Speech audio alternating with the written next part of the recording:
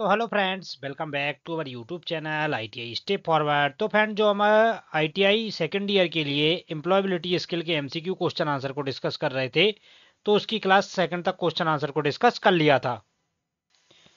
तो ये हमारी क्लास नंबर कौन सी है? तो ये हमारी क्लास नंबर थर्ड है, या इसको हम बोल सकते हैं ये हमारा कौन सा सेट नंबर 3 है। तो इससे पहले अगर आपने बाकी के दो वीडियोस को नहीं देखा है तो चैनल पर जाकर आप उन वीडियोस को देख सकते हैं। और अगर फ्रेंड्स आपको वीडियो पसंद आता है तो वीडियो को लाइक करके चैनल को सब्सक्राइब पक्का से कर दें। तो आइए शुरू करते बिना किसी देरी के। क्वेश्चन नंबर 1 हमारा क्या बोल रहा है? Which one will help us to maintain the balance between mental and physical activities? मानसिक और शारीरिक गतिविधियों के बीच संतुलन बनाए रखने में कौन हमारी मदद करेगा? मतलब हमारी मानसिक और शारीरिक गतिविधियों के बीच संतुलन बनाए रखने में कौन हमारी मदद करेगा? तो ऑप्शन ए बोला है हॉबी, ऑप्शन बी बोला है रनिंग, ऑप्शन सी बोला है वॉकिंग, और ऑप्शन डी बोला है रीडिंग। तो फ्रेंड, जो हमारा क्वेश्चन नंबर 1 है, क्वेश्चन नंबर 1 का करेक्ट आंसर क्या हो जाएगा? तो इसका करेक्ट आंसर हो जाएगा ऑप्शन नंबर ए, हॉबीज। तो मानसिक और शारीरिक गतिविधियों के बीच संतुलन बनाए रखने में कौन हमारी मदद करेगा? तो जो हमारी हॉबीज रहती हैं वो हमारी मानसिक और शारीरिक गतिविधियों के बीच संतुलन बनाए रखने में मदद करेंगी। आगे बढ़ते हैं नेक्स्ट क्वेश्चन की ओर। क्वेश्चन नंबर 52 क्या बोल रहा है? 52 नंबर क्वेश्चन बोल रहा है, important factors of a good resume need to be checked are. एक अच्छे बायोडेटा के लिए जिन महत्वपूर्ण कारकों की जांच की जानी चाहिए वे हैं। तो एक अच्छे बायोडेटा बनाने के लिए हमें जिन इंपॉर्टेंट बातों की जांच की जानी चाहिए वो बातें कौन कौन सी हैं? तो ऑप्शन ए क्या बोला है? पेपर क्वालिटी, कागज की गुणवत्ता। ऑप्शन डी क्या बोला है? कंपनी डिटेल्स, कंपनी का विवरण। ऑप्शन सी क्या बोला है? बर्तनी व्याकरण संबंधी गलतियों से मुक्त सही जानकारी। और ऑप्शन डी बोला है अट्रैक्टिव वर्ड्स, आकर्षक शब्द। तो फ्रेंड, जो हमारा क्वेश्चन नंबर सेकंड है, सेकंड का करेक्ट आंसर हो जाएगा option number C, free from spelling, grammar mistakes, correct information. मतलब जब हम एक अच्छा बायोडेटा तैयार कर रहे हैं तो उस पर हमारी क्या रहता है? फ्री फ्रॉम स्पेलिंग, मतलब स्पेलिंग मिस्टेक वगैरह नहीं होनी चाहिए, या जो ग्रामर मिस्टेक है ग्रामर मिस्टेक भी नहीं होनी चाहिए। और टोटल सटीक जानकारी, मतलब करेक्ट इन्फॉर्मेशन उस बायोडेटा में होनी चाहिए। तो क्वेश्चन सेकंड का करेक्ट आंसर हो जाएगा ऑप्शन नंबर 3। आगे बढ़ते हैं नेक्स्ट क्वेश्चन की ओर। क्वेश्चन नंबर 53 क्या बोल रहा है? 3 नंबर क्वेश्चन बोल रहा है, role models fill in the blank people to follow them. उपयुक्त वर्णात्मक शब्दों से वाक्य पूरा करें। Role models fill in the blank people to follow them. Option A बोला एलिवेट, ऑप्शन डी बोला इंस्ट्रक्ट, ऑप्शन सी बोला इंस्पायर, और ऑप्शन डी बोला है मोटिवेट। तो फ्रेंड, जो हमारा क्वेश्चन नंबर 53 है, 53 का करेक्ट आंसर क्या हो जाएगा? Option number C, inspire. तो जो रोल मॉडल्स रहते हैं, role models inspire people to follow them. तो जो रोल मॉडल रहते हैं, रोल मॉडल से क्या रहता है? लोग इंस्पायर होते हैं, क्या लेते हैं? प्रेरणा लेते हैं और उन्हें फॉलो करते हैं। तो 53 का करेक्ट आंसर हो जाएगा ऑप्शन नंबर 3। आगे बढ़ते हैं नेक्स्ट क्वेश्चन की ओर। क्वेश्चन नंबर 4 हमारा क्या बोल रहा है? 4 नंबर क्वेश्चन को एक बार देख लेते हैं, क्या बोल रहा है? किसी स्थान की परिस्थितियां जो किसी व्यक्ति या वस्तु के व्यवहार और विकास को प्रभावित करती हैं खाली स्थान कहलाती हैं। तो किसी स्थान की परिस्थितियां जो किसी व्यक्ति, वस्तु या व्यवहार को या विकास को प्रभावित करती हैं तो वो क्या कहलाती हैं? ऑप्शन ए बोला है नीबरहुड, ऑप्शन बी बोला है पर्यावरण, ऑप्शन सी बोला है लोकेलिटी, स्थानीयता, और ऑप्शन डी बोला है फैसिलिटी, सुविधाएं। तो फ्रेंड, जो हमारा क्वेश्चन नंबर 54 है, 54 का करेक्ट आंसर हो जाएगा ऑप्शन नंबर बी, पर्यावरण। तो किसी स्थान की परिस्थितियां जो किसी व्यक्ति, वस्तु या व्यवहार विकास को प्रभावित करती हैं तो वो हमारा क्या कहलाती हैं? वो हमारा इन्वायरमेंट कहलाता है, मतलब पर्यावरण कहलाता है। आगे बढ़ते हैं नेक्स्ट क्वेश्चन की ओर। क्वेश्चन नंबर 5 क्या बोल रहा है?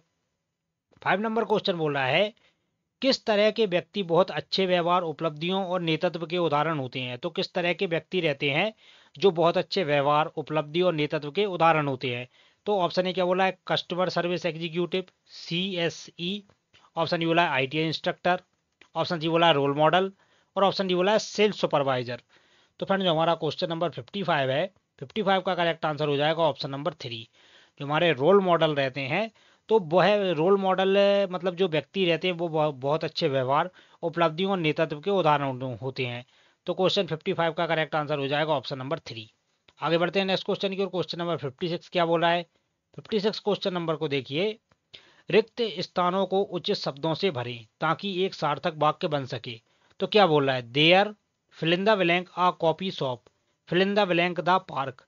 तो इसमें हमारा कौन सा वर्ड आएगा? ऑप्शन ए क्या बोला है? Are next to, option D बोला है is next to, option C बोला है इज नेक्स्ट, और ऑप्शन डी बोला है आर नेक्स्ट। तो फ्रेंड, जो हमारा क्वेश्चन नंबर 56 है, 56 का करेक्ट आंसर हो जाएगा option number B, there is a coffee shop, वहां पर एक कॉफी शॉप है। Next to the park, park के बाद तो या पार्क के आगे, तो there is a coffee shop next to the park. आगे बढ़ते हैं नेक्स्ट क्वेश्चन की ओर। क्वेश्चन नंबर 57 क्या बोल रहा है? रिक्त स्थानों को उचित शब्दों से भरें ताकि एक सार्थक शब्द बन सके। क्या बोला है? Rain water harvesting fill in the blank to prevent water scarcity. तो ऑप्शन ए बोला है गिव्स, ऑप्शन बी बोला है गैप, ऑप्शन सी बोला है हेल्प और ऑप्शन डी बोला है हेल्प्स। तो फ्रेंड जो हमारा क्वेश्चन नंबर 57 है, 57 का करेक्ट आंसर हो जाएगा option number D, helps. Rain water harvesting helps to prevent water scarcity. तो अगर इसको हम हिंदी में पढ़ें तो हिंदी में क्या होगा कि rain water harvesting helps to prevent water scarcity. तो जो रेन वाटर हार्वेस्टिंग रहती है वो हमारी पानी से, पानी की जो कमी होती है तो पानी की कमी में मदद करता है। मतलब जो पानी की कमी होती है तो रेन वाटर हार्वेस्टिंग क्या करता है? पानी की कमी को पूरा करता है। तो इसलिए रेन वाटर हार्वेस्टिंग करना जरूरी रहता है। तो क्वेश्चन 57 का करेक्ट आंसर हो जाएगा ऑप्शन नंबर डी। आगे बढ़ते हैं नेक्स्ट क्वेश्चन की ओर। क्वेश्चन नंबर 58 क्या बोल रहा है? 58 नंबर क्वेश्चन एक बार देख लेते हैं क्या बोल रहा है। रिक्त स्थानों को उचित शब्दों से भरें ताकि एक सार्थक वाक्य बन सके। There are many dos and don'ts to be fill in the blank while preparing for attending an. तो इसका करेक्ट आंसर क्या हो जाएगा? 58 का करेक्ट आंसर हो जाएगा ऑप्शन नंबर डी। तो अब इसको ऐसे समझते हैं, there are many dos and don'ts to be identify while preparing for attending an interview. तो बहुत प्रकार के ऐसे काम रहते हैं जिन्हें हमें करना चाहिए और नहीं करना चाहिए। तो वो क्या कहलाते हैं? हमारे आइडेंटिफाइड, मतलब जो हमें पता होते हैं। While preparing for attending an interview, interview के दौरान, तो इंटरव्यू के दौरान हमें क्या करना चाहिए और क्या नहीं करना चाहिए, तो ये सभी हमें आइडेंटिफाई होना चाहिए। तो क्वेश्चन 58 का करेक्ट आंसर हो जाएगा ऑप्शन नंबर डी। आगे बढ़ते हैं नेक्स्ट क्वेश्चन की ओर। क्वेश्चन नंबर 59 क्या बोला है? Miscommunication can lead to, miscommunication संचार से खाली स्थान हो सकता है। जो हमारा मिसकम्युनिकेशन संचार रहता है तो मिसकम्युनिकेशन संचार से क्या हो सकता है? तो ऑप्शन नंबर ए क्या बोल रहा है? रिलेशनशिप बिल्ड करने में, ऑप्शन डी बोला है गलतफहमी पैदा करने में, ऑप्शन सी बोला है सफल योजना बनाने में और ऑप्शन डी बोला है प्रभावी परिणाम देखने में। तो जो हमारा क्वेश्चन नंबर 59 है, 59 का करेक्ट आंसर हो जाएगा बी, गलतफहमी पैदा करने में। तो जो हमारा मिसकम्युनिकेशन संचार रहता है, अगर हम मिसकम्युनिकेशन संचार होता है तो उससे क्या रहता है? गलतफहमी पैदा होती है। तो क्वेश्चन 59 का करेक्ट आंसर हो जाएगा बी। आगे बढ़ते हैं नेक्स्ट क्वेश्चन की ओर। क्वेश्चन नंबर 60 क्या बोल रहा है? प्रभावी संचार के लिए क्या आवश्यक है? What is required for effective communication. जो हमारा प्रभावी संचार रहता है तो प्रभावी संचार के लिए क्या आवश्यक है? ऑप्शन ए बोला है सुनते रहना, ऑप्शन डी बोला है बोलते रहना, ऑप्शन सी बोला है ध्यान से सुनना और बात करना और ऑप्शन डी बोला है लिसन केयरफुली, ध्यान से सुने। तो जो हमारा क्वेश्चन नंबर 60 है, 60 का करेक्ट आंसर हो जाएगा ऑप्शन नंबर सी, ध्यान से सुनना और बात करना। तो प्रभावी संचार क्या रहता है कि हमें सामने वाले की बात को ध्यान से सुनना भी है और अगर जो कुछ भी हमें समझ में वगैरह नहीं आ रहा है तो उसके बारे में हमें उससे बात भी करना है। तो ये हमारा क्या कहलाता है? इफेक्टिव कम्युनिकेशन कहलाता है। आगे बढ़ते हैं नेक्स्ट क्वेश्चन की ओर। क्वेश्चन नंबर 61 क्या बोल रहा है? व्हाट इज स्ट्रेस, तनाव क्या है? जो हमारा स्ट्रेस रहता है तो तनाव क्या है? ऑप्शन ए बोला है आनंद की अनुभूति, ऑप्शन बी बोला है आश्चर्य का भाव, ऑप्शन सी बोला है आनंद की अनुभूति और ऑप्शन डी बोला है हताशा निराशा की भावना। तो जो हमारा स्ट्रेस रहता है वो हमारा हताशा या निराशा की भावना को दर्शाता है। तो 61 का करेक्ट आंसर हो जाएगा डी। आगे बढ़ते हैं नेक्स्ट क्वेश्चन की ओर। क्वेश्चन नंबर 62 क्या बोल रहा है? 62 नंबर क्वेश्चन बोल रहा है, उच्च भावनात्मक बुद्धिमत्ता वाले व्यक्ति के पास खाली स्थान होता है। आ person with high emotional intelligence has. तो उच्च भावनात्मक बुद्धिमत्ता वाले व्यक्ति के पास क्या होता है? ऑप्शन ए बोला है फिजिकल स्ट्रेंथ, ऑप्शन बी बोला है ईगो, ऑप्शन सी बोला है बहुत सारे सकारात्मक गुण और ऑप्शन डी बोला है बहुत सारे नकारात्मक गुण। तो जो हमारा क्वेश्चन नंबर 62 है, 62 का करेक्ट आंसर हो जाएगा ऑप्शन नंबर 3, बहुत सारे सकारात्मक गुण। तो जो उच्च भावनात्मक बुद्धिमत्ता वाले व्यक्ति रहते हैं तो उनके पास क्या रहता है? बहुत सारे सकारात्मक गुण रहते हैं। आगे बढ़ते हैं नेक्स्ट क्वेश्चन की ओर। क्वेश्चन नंबर 63 क्या बोल रहा है? औपचारिक रूप से अपना परिचय देने की प्रक्रिया को क्या कहते हैं? तो औपचारिक रूप से मतलब फॉर्मल रूप से अपना जो परिचय देने की प्रक्रिया रहती है उसको हम क्या बोलेंगे? ऑप्शन ए बोला है सेल्फ इंट्रोडक्शन, ऑप्शन डी बोला है हायरिंग, ऑप्शन सी बोला है डिसीजन और ऑप्शन डी बोला है सीकिंग। तो फ्रेंड जो हमारा क्वेश्चन नंबर 63 है, 63 का करेक्ट आंसर हो जाएगा option number A, self introduction. तो औपचारिक रूप से अपना परिचय देने की प्रक्रिया को सेल्फ इंट्रोडक्शन कहा जाता है। आगे बढ़ते हैं नेक्स्ट क्वेश्चन की ओर। क्वेश्चन नंबर 64 क्या बोला है? रिज्यूमे शब्द फ्रेंच भाषा से आया है, इसका अर्थ खाली स्थान है। ऑप्शन ए बोला है संक्षेप, ऑप्शन डी बोला है एजुकेशन शिक्षा, ऑप्शन सी बोला है एक्सपीरियंस अनुभव और ऑप्शन डी बोला प्लेसमेंट। तो फ्रेंड जो हमारा क्वेश्चन नंबर 64 है, 64 का करेक्ट आंसर हो जाएगा ऑप्शन नंबर ए। रिज्यूमे शब्द फ्रेंच भाषा से आया है, इसका अर्थ क्या है? समरी, संक्षेप। आगे बढ़ते हैं नेक्स्ट क्वेश्चन की ओर। क्वेश्चन नंबर 65 क्या बोल रहा है? बायोडेटा में निम्नलिखित में से क्या शामिल होता है? जो हमारा बायोडेटा रहता है तो बायोडेटा में क्या शामिल रहता है? ऑप्शन ए क्या बोला है? शौक, पसंदीदा भोजन और व्यक्तिगत रुचियां। ऑप्शन डी क्या बोला है? बचपन की यादें, सपने और आकांक्षाएं। ऑप्शन जी क्या बोला है? दैनिक दिनचर्या, पसंदीदा फिल्में और छुट्टियों की योजनाएं। और ऑप्शन डी बोला है संपर्क जानकारी, शैक्षिक विवरण, कौशल और कार्य अनुभव। तो फ्रेंड जो हमारा क्वेश्चन नंबर 65 है, इसका करेक्ट आंसर हो जाएगा डी। तो जो हमारा बायोडेटा रहता है तो बायोडेटा में क्या शामिल रहता है? उसमें रहता है हमारा कॉन्टैक्ट इन्फॉर्मेशन मतलब संपर्क जानकारी, educational details, skill and work experience मतलब हमारे पास क्या क्या वर्क एक्सपीरियंस है, तो ये सभी हमारे बायोडेटा में अवेलेबल रहता है। तो 65 का करेक्ट आंसर हो जाएगा डी। आगे बढ़ते हैं नेक्स्ट क्वेश्चन की ओर। क्वेश्चन नंबर 66 क्या बोल रहा है? 66 नंबर क्वेश्चन को ध्यान से देखिएगा फ्रेंड्स। नौकरी के लिए आवेदन करते समय कवरिंग लेटर को खाली स्थान के माध्यम से पढ़ना आसान होना चाहिए। ऑप्शन ए बोला है लंबे विवरण। ऑप्शन डी बोला है टेक्स्ट को छोटे छोटे पैराग्राफों में विभाजित कर। ऑप्शन डी बोला है फॉन्ट आकार बढ़ाकर।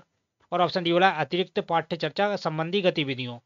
तो फ्रेंड जो हमारा क्वेश्चन नंबर 66 है, 66 का करेक्ट आंसर क्या हो जाएगा? Option number B. तो नौकरी के लिए आवेदन करते समय जो कवरिंग लेटर रहते हैं तो कवरिंग लेटर को हम क्या कर सकते हैं? टेक्स्ट को छोटे छोटे पैराग्राफों में विभाजित करके पढ़ना क्या रहता है हमारे लिए या सभी के लिए आसान होता है। तो 66 का करेक्ट आंसर हो जाएगा बी। आगे बढ़ते हैं नेक्स्ट क्वेश्चन की ओर। क्वेश्चन नंबर 67 क्या बोल रहा है? बायोडेटा तैयार करने के बाद अगला महत्वपूर्ण कदम है। तो जो हमारा बायोडेटा रहता है तो बायोडेटा तैयार करने के बाद जो अगला महत्वपूर्ण कदम रहता है वो क्या रहता है? ऑप्शन ए बोल रहा है एम्प्लॉयर को बायोडेटा भेजना। ऑप्शन बी बोला है एक प्रभावशाली कवर लेटर लिखना। ऑप्शन सी बोला है साक्षात्कार की तैयारी करना। और ऑप्शन डी बोला है नौकरी के लिए आवेदन करना। तो जो हमारा क्वेश्चन नंबर 67 है, 67 का करेक्ट आंसर हो जाएगा बी, एक प्रभावशाली कवर लेटर लिखना। आगे बढ़ते हैं नेक्स्ट क्वेश्चन की ओर। क्वेश्चन नंबर 68 क्या बोल रहा है? बायोडेटा की समीक्षा करते समय किस बात का ध्यान रखना बहुत जरूरी है? तो जो हमारा बायोडेटा वगैरह रहता है तो बायोडेटा की समीक्षा करते समय कौन सी बात का ध्यान रखना बहुत ही ज़्यादा जरूरी है? ऑप्शन ए बोला है वेतन विवरण। ऑप्शन डी बोला है नौकरी पाने के लिए बहुत सारी जानकारी। ऑप्शन सी बोला है रुचि एवं शौक। ऑप्शन डी बोला है नौकरी से मेल खाने वाले कौशल और योग्यताओं पर प्रकाश डालना। तो फ्रेंड जो हमारा क्वेश्चन नंबर 68 है, इसका करेक्ट आंसर हो जाएगा डी, नौकरी से मेल खाने वाले कौशल और योग्यताओं का प्रचार डालना। तो जो हमारा बायोडेटा रहता है, बायोडेटा की समीक्षा करते समय कौन सी बात का ध्यान रखना जरूरी है कि जो हमारी जैसे हमें कोई भी जॉब कर रहे हैं तो जॉब के लिए हमने जो मतलब बायोडेटा या जो हमारा स्किल बताया तो उसके अकॉर्डिंग हमारी जॉब है कि नहीं। जैसे एग्जांपल में मान लीजिए आपको कंप्यूटर चलाना आता है और आपको काम दे दिया है आईटीआई वाले का, तो ऐसा भी नहीं होना चाहिए। यही बात वो बोल रहा है कि नौकरी से मेल खाने वाले कौशल और योग्यताओं पर प्रकाश डालना। तो 68 का करेक्ट आंसर हो जाएगा ऑप्शन नंबर डी। आगे बढ़ते हैं नेक्स्ट क्वेश्चन की ओर। क्वेश्चन नंबर 69 क्या बोल रहा है? नौकरी के लिए आवेदन करते समय कवरिंग लेटर में महत्वपूर्ण जानकारी का उल्लेख होना चाहिए। ऑप्शन ए क्या बोला है? वेतन अपेक्षाएं। ऑप्शन डी बोला है शिक्षा का विवरण। ऑप्शन सी बोला है भूमिका के लिए उपयुक्त कारण। और ऑप्शन डी बोला है हॉबीज, शौक। तो फ्रेंड जो हमारा क्वेश्चन नंबर 69 है, इसका करेक्ट आंसर हो जाएगा ऑप्शन नंबर सी, भूमिका के लिए उपयुक्त कारण। तो reason of suitable for the role, तो नौकरी के लिए जब हम आवेदन करते हैं तो कवरिंग लेटर में कौन सी जानकारी देना महत्वपूर्ण है? भूमिका के लिए उपयुक्त कारण, मतलब जो हमारा जो भी जब हम कर रहे हैं तो उसके लिए हमारा रोल क्या है ये दे, इसका उल्लेख होना बहुत ही ज़्यादा जरूरी है। आगे बढ़ते हैं नेक्स्ट क्वेश्चन की ओर। क्वेश्चन नंबर 70 क्या बोल रहा है? फॉर्मल कम्युनिकेशन क्या है? तो ऑप्शन ए बोला है सभी लिखित कम्युनिकेशन। ऑप्शन ई बोला है नियम के एक सेट के बाद ऑफिशियल कम्युनिकेशन। ऑप्शन सी बोला है दोस्तों और परिवार के साथ बात करना। और ऑप्शन डी बोला है सोशल मीडिया पर कैजुअल चैटिंग। तो फ्रेंड जो हमारा क्वेश्चन नंबर 70 है, 70 का करेक्ट आंसर हो जाएगा option number B, official communication following a set of rules, नियमों के एक सेट के बाद ऑफिशियल कम्युनिकेशन हमारे फॉर्मल कम्युनिकेशन को दर्शाता है। आगे बढ़ते हैं नेक्स्ट क्वेश्चन की ओर। क्वेश्चन नंबर 71 क्या बोल रहा है? निम्नलिखित में से कौन सा नौकरी साक्षात्कार में औपचारिक फॉर्मल परिचय है? तो जब हम नौकरी वगैरह के लिए इंटरव्यू वगैरह देने जाते हैं तो कौन में से कौन सा हमारा औपचारिक फॉर्मल कम्युनिकेशन या फॉर्मल इंट्रोडक्शन के अंतर्गत आता है? ऑप्शन ए क्या बोला है? हे तुमसे मिलकर अच्छा लगा, hey nice to meet you. Option B क्या बोला है? Hi what's your name, hi आपका नाम क्या है। ऑप्शन जी क्या बोला है? हेलो आप इंटरव्यू शुरू कर सकते हैं।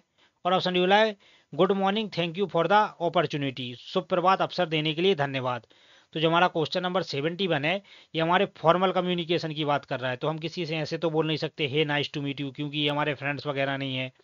हाय आपका नाम क्या है, ऐसे भी हम नहीं बोल सकते हैं। हेलो आप इंटरव्यू शुरू कर सकते हैं, ऐसे भी नहीं बोल सकते। तो हम क्या बोलेंगे, good morning, thank you for the opportunity, सुप्रभात, मुझे ये अवसर देने के लिए धन्यवाद। आगे बढ़ते हैं नेक्स्ट क्वेश्चन की ओर। क्वेश्चन नंबर 72 क्या बोल रहा है, फॉर्मल रिटेन कम्युनिकेशन का उदाहरण क्या है। जो हमारा फॉर्मल रिटेन कम्युनिकेशन रहता है, तो फॉर्मल रिटेन कम्युनिकेशन का उदाहरण क्या है। ऑप्शन ए क्या बोला है, किसी मित्र को संदेश भेजना। ऑप्शन ई बोला है व्हाट्सएप पर संदेश भेजना। ऑप्शन सी बोला है अपने प्रबंधक को एक ईमेल करना। ऑप्शन डी बोला है सोशल मीडिया प्लेटफॉर्म पर पोस्ट करना। तो फ्रेंड जो हमारा क्वेश्चन नंबर 72 है, 72 का करेक्ट आंसर क्या हो जाएगा, 72 का करेक्ट आंसर हो जाएगा option number C, posting on social media platform, social media platform पर पोस्ट करना। 72 का करेक्ट आंसर क्या हो जाएगा, ऑप्शन नंबर डी नहीं होगा, इसका करेक्ट आंसर होगा सी, अपने प्रबंधक को ईमेल लिखना।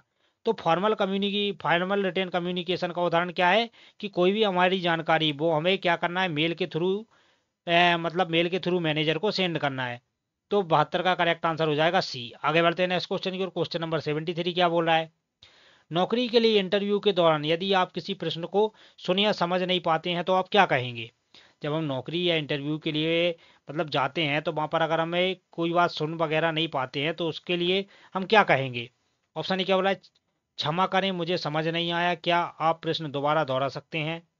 ऑप्शन बी क्या बोला है, अरे क्या तुम उसे दोहरा सकते हो, मैं ध्यान नहीं दे रहा था। ऑप्शन सी क्या बोला है, मैं खो गया हूँ, आप इसे फिर से कह सकते हैं। ऑप्शन डी क्या बोला है, speak clearly and repeat the question, स्पष्ट रूप से बोलें और प्रश्न दोहराएं। तो इस तरह ये तीनों तरीके से तो हम बोल नहीं सकते हैं। इसका करेक्ट आंसर हो जाएगा option number A, sorry I didn't understand, could you please repeat the question. तो क्वेश्चन 73 का करेक्ट आंसर हो जाएगा ऑप्शन नंबर ए। आगे बढ़ते हैं नेक्स्ट क्वेश्चन की ओर। क्वेश्चन नंबर 74 क्या बोला है, नौकरी के लिए साक्षात्कार के दौरान निम्नलिखित में से कौन सी प्रतिक्रिया अच्छा फॉर्मल कम्युनिकेशन दर्शाती है। ऑप्शन ए क्या बोला है, मैं बहुत सी चीज़ों में अच्छा लगता हूँ। ऑप्शन ई क्या बोला है, मुझे लगता है कि मैं थोड़ा थोड़ा सब कुछ कर सकता हूँ। ऑप्शन जी क्या बोला है, मेरे टॉप 3 कौशल हैं प्रॉब्लम सॉल्विंग, टीम वर्क और डिटेल पर ध्यान देना। और ऑप्शन डी क्या बोला है, मैं नहीं जानता, मैंने वास्तव में इसके बारे में कभी नहीं सोचा था। तो क्वेश्चन 74 का करेक्ट आंसर हो जाएगा ऑप्शन नंबर 3। मेरे टॉप 3 कौशल हैं क्या है, प्रॉब्लम सॉल्विंग, प्रॉब्लम को सॉल्व करना, टीम वर्क, टीम के साथ काम करना और डिटेल पर ध्यान देना। जो भी डिटेल है तो डिटेल पर ध्यान देना, ये हमारे अच्छे फॉर्मल कम्युनिकेशन को दर्शाता है। आगे बढ़ते हैं नेक्स्ट क्वेश्चन की, जो कि हमारी वीडियो का लास्ट क्वेश्चन है। और क्वेश्चन नंबर 25 क्या बोला है, इनफॉर्मल कम्युनिकेशन क्या है, what is informal communication. Option A क्या बोला है, सभी वर्बल कम्युनिकेशन। ऑप्शन डी क्या बोला है, नियमों के एक सेट का पालन करते हुए ऑफिशियल कम्युनिकेशन। ऑप्शन जी क्या बोला है, ऑफिशियल वर्क अरेंजमेंट से बाहर कैजुअल कन्वर्सेशन। और ऑप्शन डी बोला है ऑफिशियल मीटिंग्स में बात करना। तो फ्रेंड जो हमारा इनफॉर्मल कम्युनिकेशन रहता है, तो इसका करेक्ट आंसर हो जाएगा option number 3, official work arrangement से बाहर कैजुअल कन्वर्सन। तो जो हम ऑफिस से बाहर जब हम जाते हैं, तो ऑफिस से बाहर जाने के बाद जो कैजुअल कन्वर्सेशन होता है वो हमारा इनफॉर्मल कम्युनिकेशन कहलाता है। तो 75 का करेक्ट आंसर हो जाएगा ऑप्शन नंबर सी। तो फ्रेंड ये थे हमारी वीडियो के एम्प्लॉयबिलिटी स्किल के 25 MCQ क्वेश्चन। और ये हमारा सेट नंबर कौन सा था, तो ये हमारा सेट नंबर 3 था। तो मिलते हैं इसके नेक्स्ट सेट नंबर 4 में, तब तक के लिए जय हिंद।